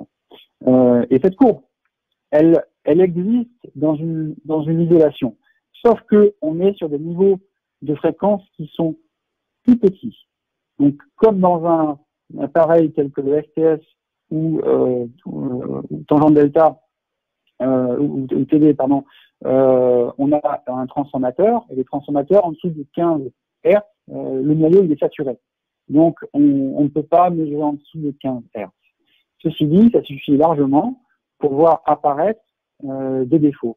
Donc, cette courbe-là, elle existe au départ à des niveaux très faibles, et avec l'humidité, eh bien, cette courbe va être décalée petit à petit sur la droite. Donc, dès qu'on voit apparaître dans ces mesures de balayage en fréquence ce type de courbe, eh bien, ça nous donne une indication sur des problèmes d'humidité dans l'isolation. Donc, si ça vous intéresse, vous pourrez bien sûr revisionner le webinaire spécifique sur ces mesures-là. Donc là, il se trouve que c'est un exemple réel, hein, et que la traversée en question a été remplacée. La tangente delta nous donne une idée globale d'un matériau isolant, d'une capacité. La décharge partielle, donc c'est le dernier test qu'on va voir ici, elle est complémentaire à la tangente delta, car elle peut déterminer des causes plus précises sur la dégradation, le vieillissement de l'isolant. Il s'agirait donc, dans le cas spécifique des transformateurs, d'un examen approfondi qui peut faire suite à une mesure de tangente delta ou d'analyse de gaz dissous. Nous sommes toujours à parler des essais sur site. Donc, c'est juste pour souligner que si vous êtes habitué à des essais en usine, ils sont assez différents. Parce qu'on n'est pas du tout dans les mêmes conditions. En plateforme d'essai, il y a une norme qui régit ce type d'essai. Sur des bandes de fréquences, vous verrez que c'est en fonction des fréquences extrêmement faibles. Sur site, on ne peut pas se permettre ça. Il faut avoir des bandes de fréquences très larges pour pouvoir capter les signaux de décharge partielle. On va vous expliquer comment tout ça fonctionne. Donc, pour ces mesures site, on a un équipement dédié qui correspond a une valide d'acquisition de décharge partielle. Et nous en avons 3, spécifiquement conçus pour ces mesures sites. L'Aquila, les micro-Aquila qui sont à peu près les mêmes, elles nécessitent des opérateurs expérimentés car les acquisitions et les analyses de décharge partielle se font manuellement. Vous verrez d'ailleurs que l'installation est très facile pour les décharges partielles. Par contre, l'acquisition et surtout l'analyse, c'est une autre paire de manches. C'est pourquoi on a développé assez récemment une valide d'acquisition automatique, la valide alpha, qui permet à des opérateurs non qualifiés de réaliser des acquisitions et qui peuvent être envoyés ensuite à des experts tels que nous pour l'analyse. Mais le principe, les technologies sont exactement les mêmes sur ces 3 appareils. On va définir la décharge partielle selon la série 60-270. Donc c'est une décharge électrique localisée qui court-circuite partiellement l'intervalle isolant séparant des conducteurs. Donc c'est ce qu'on peut voir dans cet exemple général. On reconnaît un peu notre plaque de tout à l'heure pour la tangente delta. Bon là on a présenté différemment. On a une électrode HT qui peut être notre enroulement primaire et l'électrode BT qui peut être le secondaire, ou bien l'électrode HT ça peut être notre enroulement secondaire et l'électrode BT ça peut être la terre. Et entre deux on a l'isolant qui est très complexe. Encore une fois dans un transformateur, c'est un mélange d'isolant liquide et solide. Et il peut y avoir des défauts à l'intérieur. Alors, comment cette décharge partielle peut apparaître en premier lieu, il faut parler de ça. C'est que la décharge partielle, à l'origine, il y a une tension. Et c'est cette tension entre les 2 électrodes qui va générer une décharge partielle. L'isolant entre les 2 électrodes est prévu pour tenir jusqu'à une certaine tension. Au-delà de cette tension de claquage, un arc électrique se forme et va court-circuiter l'isolant. C'est l'essai diélectrique classique qu'on fait sur beaucoup de types de matériel pour vérifier la tenue dans le temps d'un système isolant. Mais un matériau peut très bien tenir, c'est pas pour autant qu'il est exempt de micro-défauts. Et nous, ce qu'on va regarder, c'est les micro-défauts, parce que ils peuvent entraîner des problèmes et des amorçages au final. Donc là, on est en train de prendre conscience qu'on parle, tout comme les autres tests, de maintenance prévisionnelle. Donc, ces micro-défauts, ça peut être quoi en réalité? Ça peut être des micro-fissures, ça peut être des délaminations, des décollements, des particules, des dilatations. Tout ce qui peut, in fine, réduire la rigidité diélectrique de votre isolant. Et ces décharges partielles vont se développer dans ce qu'on peut appeler les cavités d'air ou à la surface des isolants. Parce que l'air a une rigidité diélectrique beaucoup plus faible que l'isolant. Donc, face à un champ électrique très fort, eh bien, localement, vous aurez une décharge. Donc, c'est ce qu'on appelle la décharge partielle. Et cette décharge partielle, qui est corrélée au vieillissement de l'isolant, elle est la cause et elle est l'effet de la dégradation de l'isolant. Alors, on va arrêter là-dessus. Elles sont l'effet, car ce sont les chocs subis par l'isolant, donc les chocs thermiques, électriques, ambiants, chimiques, qui finissent par provoquer son activité. Et elles sont aussi la cause, parce que ces décharges accélèrent la dégradation de l'isolant. Selon une étude CIGRE, ces défauts sont impliqués dans à peu près 30% des défaillances de transformateurs. Un concept très important quand on parle de décharge partielle, ce sont les catégories. Donc là, c'est très général. Ça, on peut l'appliquer vraiment à tout type de matériel électrique, d'isolant. Donc on a des décharges partielles internes. C'est la première catégorie. Et ces décharges partielles internes, elles peuvent survenir à l'intérieur du système d'isolation, tels que dans des vides ou des contaminants, et déclencher une décharge arborescente. Donc c'est ce qu'on voit apparaître ici. Ce sont les décharges les plus rapides. Elles sont entre 2 électrodes et elles vont arriver rapidement d'une électrode vers une autre. Typiquement, ça va se trouver dans le papier, pour ce qui est des transformateurs ou des traversées. Ensuite, on a les décharges partielles de surface. C'est un peu moins courant que les décharges partielles internes, pour ce qui est des transformateurs en tout cas. Donc, elles peuvent survenir en surface de matériaux isolants si le champ électrique localement est élevé. Donc, ce qui peut provoquer la détérioration en surface de l'isolant. Et à force causer un claquage si la rigidité est réduite. Et enfin, on a les décharges partielles Corona. Il y en a deux types pour ce qui est des transformateurs. Soit elles sont extérieures au transformateur, et elles apparaissent au niveau de pointes acérées, donc typiquement au niveau des connexions achetées. Et celles-ci ne sont pas dangereuses. Alors que les intérieures sont dangereuses, ce sont des bulles d'air qui vont se retrouver typiquement dans lui, les transformateurs. Alors pourquoi c'est important de faire cette distinction? Parce qu'elles n'ont pas la même dangerosité et que ça nous permet aussi de faire de la localisation. Donc par là, quand on fait une mesure, si on fait une mesure générale et on dit il y a des décharges partielles, mais on ne sait pas ce qu'il y a et on ne sait pas où et on ne sait pas le niveau de dangerosité que ça peut avoir ensuite pour le transformateur. Donc on redit que les décharges partielles sont la conséquence de points chauds, de défauts fabricants, des angles saillants, d'une imprégnation imparfaite, de vieillissement, de chocs thermiques, électriques, ambiants ou mécaniques. Les décharges partielles sont également une cause d'aggravation des défauts, parce que quand elles sont présentes, eh bien, elles vont finir par leur impulsion à dégrader l'isolation jusqu'à arriver à un amorçage. Qu'est-ce qu'on peut faire avec ces décharges partielles? Déjà, on peut les identifier. On peut on va dire 4 grandes catégories. Donc les décharges partielles Corona, on l'a vu tout à l'heure, les bulles d'air en l'huile, des décharges partielles internes papier, des décharges partielles internes traversées et des décharges partielles de surface. On les voit nettement. On verra tout à l'heure. Ces décharges ont un profil, une caractéristique qu'on est capable de reconnaître. La deuxième partie, c'est la localisation.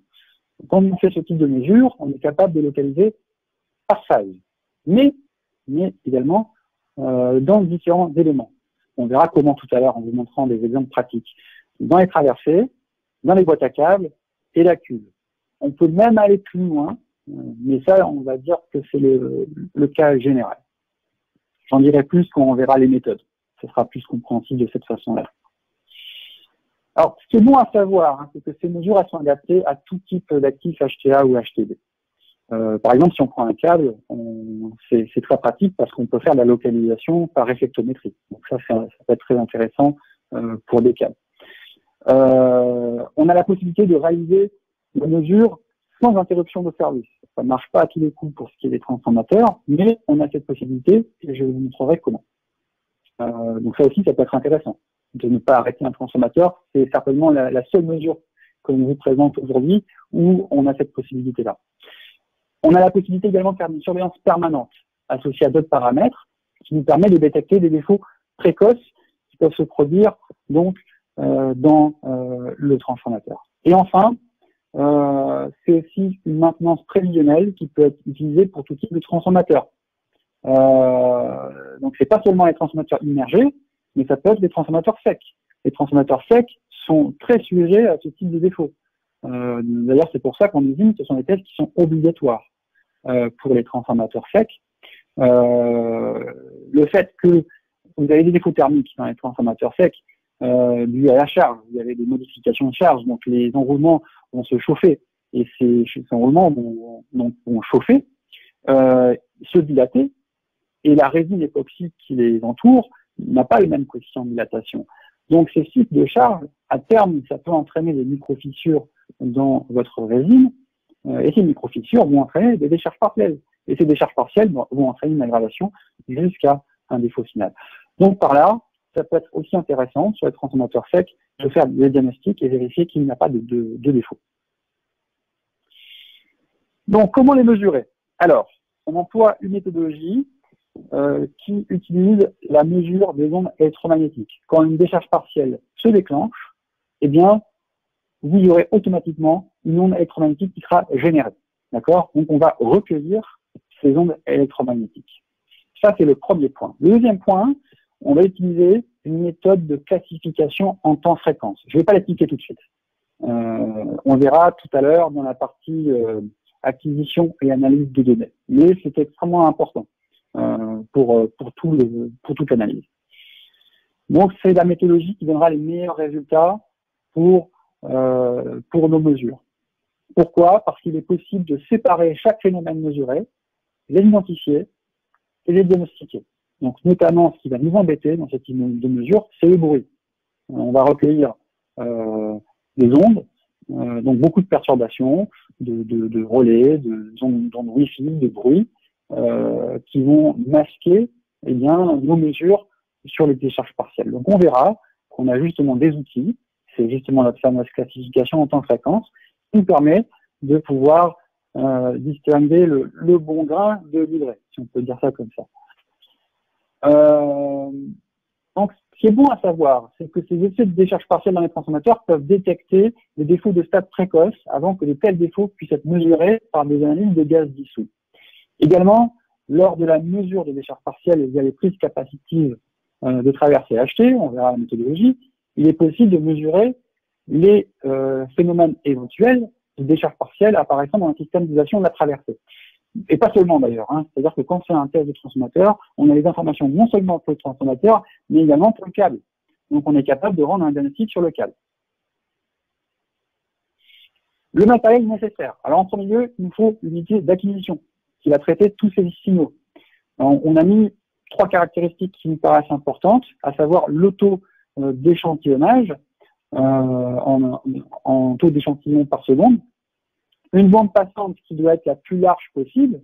Donc en usine, on est sur une CI qui a une bande passante très faible, mais il n'y a pas de perturbation. Ici, on est sur un réseau qui est interconnecté, on a énormément de perturbations. Donc il faut qu'on puisse recueillir un spectre en fréquence de ces signaux qui soit le plus large possible pour pouvoir les distinguer par rapport aux perturbations.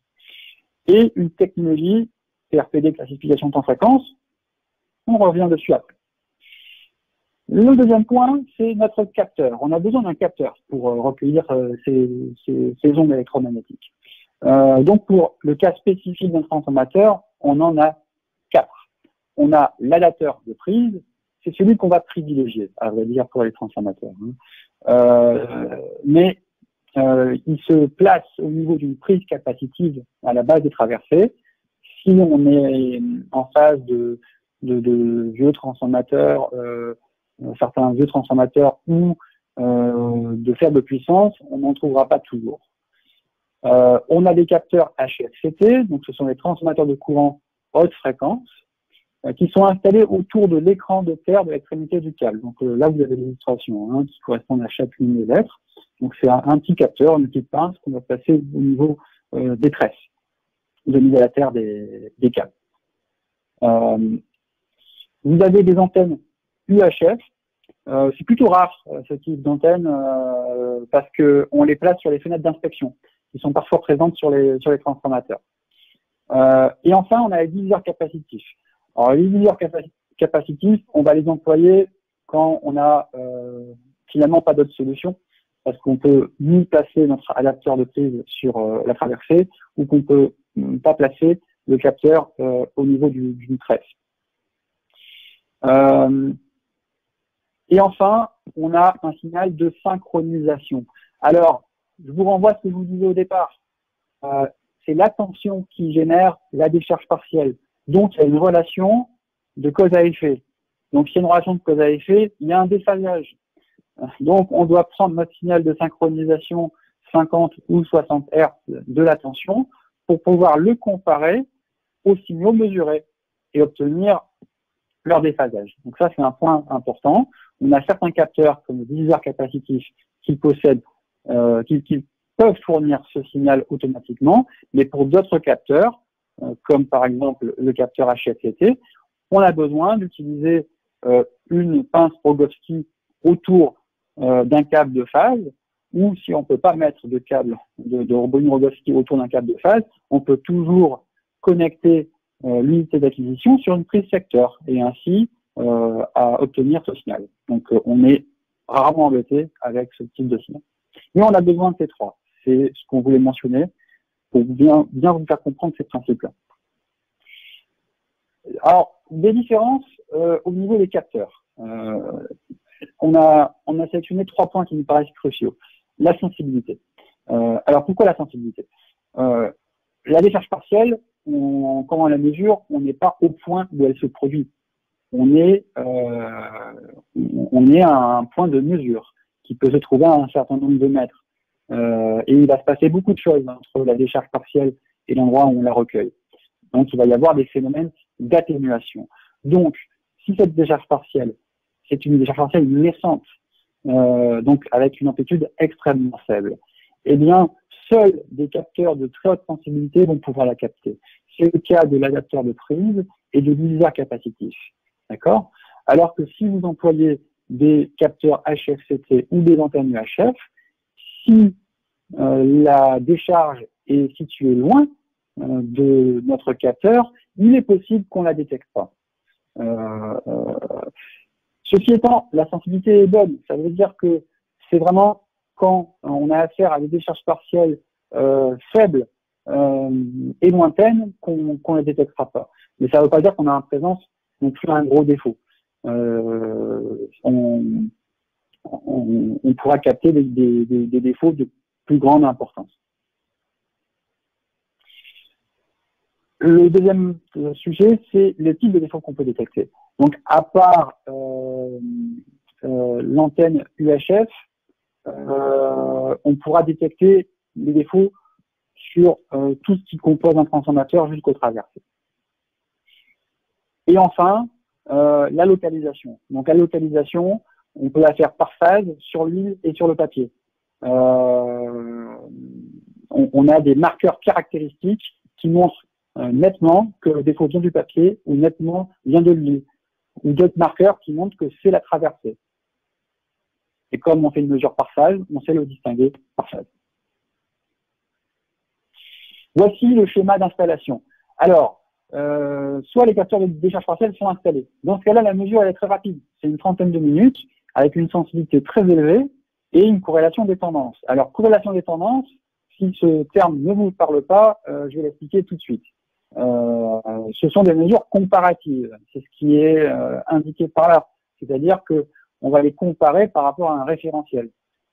Et pour cela, il faut que le référentiel soit le même. Ben oui, parce que si on met un capteur qui est à un autre endroit, forcément, l'atténuation ne sera pas la même. Même si on fait la même mesure le jour J, on n'aura pas la même amplitude du signal et le même taux de répétition. Vous verrez qu'une décharge partielle, ça se mesure en amplitude et en taux de répétition. Donc pour cela, il faut tout veiller à prendre une photo de l'endroit où on place son capteur. Bon, si c'est la prise capacitive, c'est facile, mais dans certaines situations, le transformateur généralement c'est plutôt facile.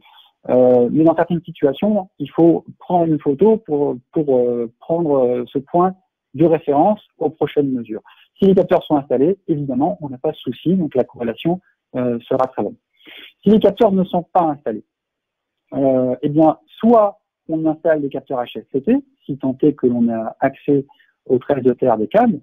Alors, pas les tresses de terre, pas la masse cuve. Hein. La masse cuve, on aura un niveau de sensibilité très faible, c'est fortement peu recommandé, pour le coup. Donc là, le test sera également rapide, 30 minutes. Et enfin, si vraiment on a accès ni à la prise capacitive, qu'on peut pas arrêter, enfin, si le transformateur, il faut l'arrêter justement, mais qu'on n'a pas de prise capacitive et qu'on n'a pas de tresse de terre au niveau des câbles, et dans ce cas-là, on peut utiliser le diviseur capacitif. Et si on a la prise capacitive, on peut d'ailleurs en priorité utiliser l'adapteur de prise. Donc là, ça nécessite une coupure pour pouvoir faire l'installation, la mesure, et ensuite une nouvelle coupure pour pouvoir les désinstaller. On vous a pris ici un exemple sur un petit transformateur où justement on avait ni la tresse de terre ni la prise capacitive, donc on a utilisé des diviseurs capacitifs. Donc vous voyez, chacun sur une phase, qui sont reliés à la machine. Par onde Wi-Fi, cette machine communique avec un ordinateur où on peut faire nos acquisitions. Alors voilà l'exemple de mesure.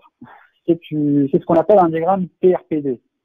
Donc lors d'une acquisition, chaque signal acquis sur la bande de fréquence du capteur est reporté en un point sur un diagramme de phase amplitude PRPD. PRPD, c'est le terme classique qui est employé pour l'analyse des décharges partielles. Ça vient en anglais. Il me semble que c'est diagramme de résolution de phase des décharges partielles. Donc grosso modo, un diagramme de phase amplitude où chaque signal dans une acquisition est reporté. Donc comment on procède? La première chose, c'est qu'on va régler l'échelle de mesure. C'est-à-dire que quand on commence à enregistrer nos signaux, eh bien, on a plein de points qui vont s'afficher. Et certains vont être hors cadran. Donc, la première étape à réaliser, c'est les mettre tous dans le cadran pour qu'ils ne nous échappent pas. La deuxième étape, c'est de régler le seuil minimum de tension à partir duquel tous les signaux sont recueillis. Pourquoi? Parce que si ce filtre, on ne l'avait pas mis, c'est-à-dire qu'on est à 0 et qu'on capte tous les signaux d'une amplitude supérieure à 0 millivolts, l'appareil serait saturé, il y aurait beaucoup trop de signaux. Et s'il y a trop de signaux, eh bien l'appareil n'est plus en mesure de tous les capter, et s'il n'est plus en mesure de tous les capter, on n'a pas une mesure fiable, tout simplement. Donc, qu'est-ce qu'on fait? On monte ce seuil de manière à ne plus être saturé. Donc, quand c'est plus saturé, on a l'assurance de recueillir tous les signaux. Donc, une fois qu'on a recueilli tous ces signaux, donc on le fait pendant plusieurs secondes, on peut passer à l'analyse suivante, qui est l'analyse de classification de temps-fréquence, qu'on a parlé déjà avant. Mais simplement, à ce stade, qu'est-ce qu'on a fait? Tous les phénomènes sont couverts par un niveau de bruit élevé. Parce que là, il n'y a pas que des défauts. S'il y a des défauts, il y a du bruit également. Et on n'est pas capable de discriminer les différents phénomènes qui peuvent se produire. Donc, j'ai pas dit, hein, c'est un exemple qui a été réalisé, un exemple réel, qui a été réalisé sur avec un capteur HFCT sur la phase 8 d'une boîte à câbles d'un transformateur en service. Donc, notre classification en fréquence. Chez nous, ça s'appelle TF-MAP, mais c'est une classification temps-fréquence. Donc, la forme d'onde de chaque signal du diagramme PRPD est transposée en deux nombres, temps et fréquence. D'accord? Ce ne sont pas des grandeurs scientifiques, ce sont des équivalences. C'est un traitement numérique des signaux qui permettent de séparer et de classifier les phénomènes. Donc là, qu'est-ce qu'on voit? On a plusieurs phénomènes. On en a un violet, un noir, un rouge et un vert. Donc à ce stade, eh bien, ça nous permet de différencier 4 groupes. Donc par groupe, on a un phénomène. Et par là, on peut faire une séparation aisée dans une analyse des diagrammes PRPD à nouveau. Donc vous voyez, on a filtré chaque signal les uns par rapport aux autres pour pouvoir les analyser indépendamment. Donc là, on est dans la partie analyse. C'est un métier, donc on n'est pas là pour vous expliquer comment faire, et vous êtes très bien en peine d'ailleurs de vous l'expliquer, mais le principe est le suivant, c'est qu'on a pu séparer et que par là, on a pu analyser chacun de ces motifs dans les diagrammes PRPD. Donc là, on a des perturbations corrélées à la tension, et ici, on a des décharges coronales triphasées externes, donc externes au transformateur, ce n'est pas dangereux. Vous voyez l'intérêt, hein, c'est que quand on fait une mesure, on peut trouver des décharges partielles, mais si c'est un ensemble de décharges partielles qui se chevauchent, on va dire, oh là là, on a un défaut important. Non, ici, on a des décharges partielles coronales externes, c'est pas important, et ça va pas occasionner de dommages à votre transformateur. Et ici, on a les diaphonies. Diaphonies, ce sont des perturbations de signaux entre phases, donc ici, qui vient de la phase 4. Et, justement, on a trouvé une activité de décharge partielle importante, sur cette phase 8, à la différence des autres phases. Et par l'analyse de ce motif, donc tout ça c'est normalisé, hein, c'est une norme, la I3E 400.3, qui permettent de pouvoir analyser ces motifs. On a détecté qu'il s'agissait de décharges partielles internes. Donc, à ce stade, chaque phénomène a été identifié sous le niveau du bruit, et l'analyse confirme des cavités à l'intérieur de la traversée de la phase 8 qui sera remplacée. Je termine par celle-ci, on touche bientôt à la fin, qui est l'analyse de données. Je vous donne juste une règle générale. Donc, lorsqu'on analyse un transformateur, qu'est-ce qu'on fait? En premier lieu, on va identifier le matériel affecté. Donc, justement, le fait d'avoir identifié corona interne ou surface, avec d'autres paramètres que j'ai pas développés, comme la polarité, le contenu en fréquence, ça nous permet de pouvoir identifier le matériel affecté. La deuxième chose qu'on va faire, c'est que pour chaque phénomène, on va mesurer l'amplitude en millivolts et le taux de répétition. Donc, à partir de ça, ça nous fournit une image qui va nous servir de référence. Et on va pouvoir comparer dans le temps la dégradation. Donc là, une première mesure. On va dire 6 mois après, une seconde mesure, on voit que le taux de répétition a augmenté. Et encore 6 mois après, le taux de répétition et d'amplitude s'est largement aggravé. Donc à partir de ça, quand on a une augmentation importante de décharge partielle qui dérive, typiquement de plus de 10%, eh bien, on peut alerter sur un problème et là, il faut faire une maintenance. Je vais vous envoyer un dernier sondage. Donc la question, elle est la suivante. Quelle de ces décharges partielles est la plus dangereuse? Donc vous avez le choix entre des décharges partielles internes, des décharges partielles de surface et enfin les décharges partielles de type corona externe.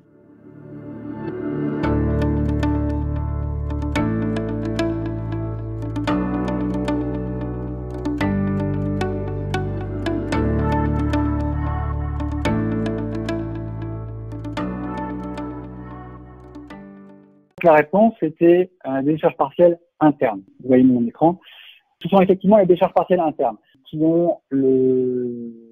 affectent principalement les traversées et le papier dans le cas des transformateurs, mais ce sont également elles qui ont un taux de propagation le plus rapide. Les corona externes, alors c'est vrai que les corona pour l'application liquide dans les transformateurs, ça peut être aussi dangereux. C'est pour ça qu'on vous indiquait externe pour qu'il n'y ait pas de confusion.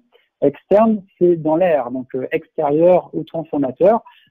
Ça peut entraîner, c'est vrai, à terme, des décharges partielles de surface, mais c'est vraiment à la marge par rapport aux décharges partielles internes et de surface. Les surfaces ont un taux de propagation moindre que les décharges partielles internes.